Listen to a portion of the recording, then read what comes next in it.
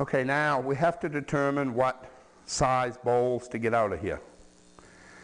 And that is more or less determined by the size knife that we use when we do the coring. There are 4 different size knives to core with. The number 1 knife will do a bowl from 5 inches to 9.5 inches in diameter. A number 2 knife will do a bowl 9.5 inches in diameter to 12.25 inches in diameter.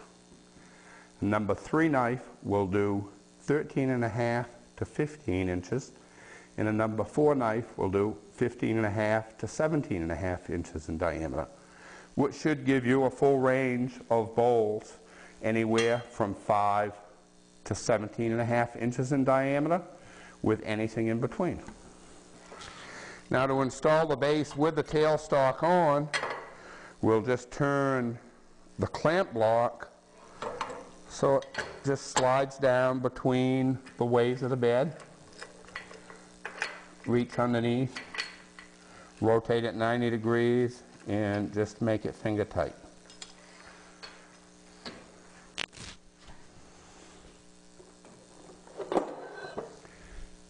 I always like to use the tailstock when I'm coring out for added support. And in order to get the tailstock a little bit further away to make it work easier, we'll use a Morse taper adapter. This is a number 3 to a number 3. And this will make it so we can have a little bit more operating room here. Okay, now we've got to determine what size bowls we would like to get out of here. And we have 19 inches. Okay, so ideally, if we go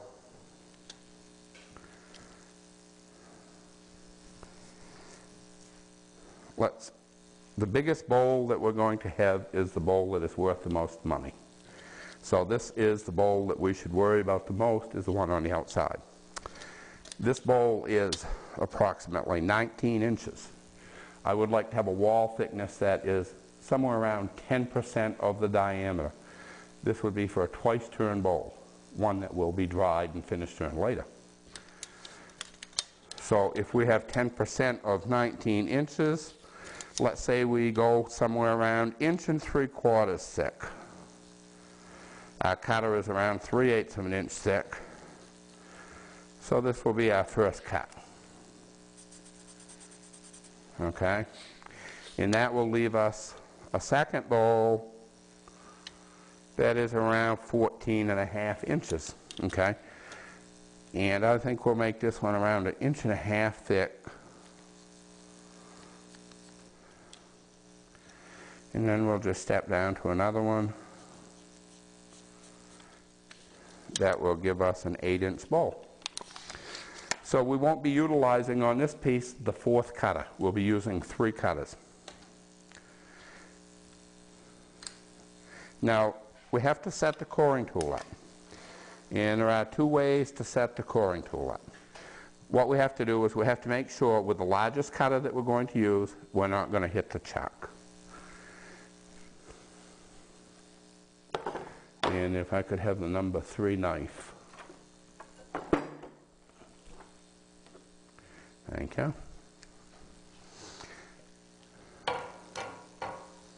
Now, 2 ways to set this up. We're going to put this in the post. And if you measure from the center of the post to the edge of the tool, we have 7.25 inches. So that means this will ideally cut the outside curve 14.5 inches on this piece. But if we want to know where we are in depth in relationship to that, we just take this 7.25 inches and measure over from the center of the post 7.25 inches to see what the depth in the bottom will be, and this will be about 1.5 inches, which is just about what we want. That'll be ideal. Now, the second method to do this. Let me remove this a little bit.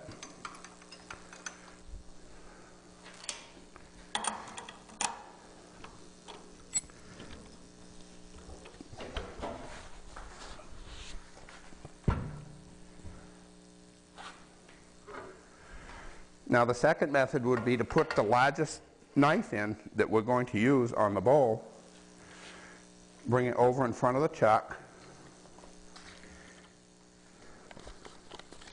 and if we measure from the face of the jaw to the edge of the cutter, approximately 1 inch, we know that if we keep the base in this position, we won't go through the bottom of the bowl. Now, what you can do is you can make some templates and you can write number 3 with a measurement on it. So if we put this number 3 tool in here with our number 3 board, we know that we can't go through. This is true every time we work with this size chuck.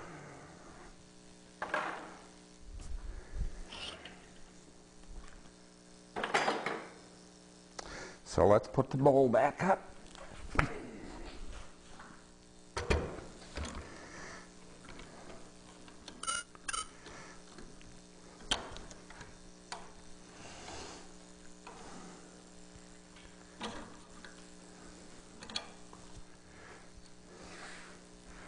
Okay, now we'll bring the tailstock into the bowl. I'll check the belt speed to make sure that I'm down on my power setting at a slow speed. We don't need a lot of speed to do this, but we do need some power. So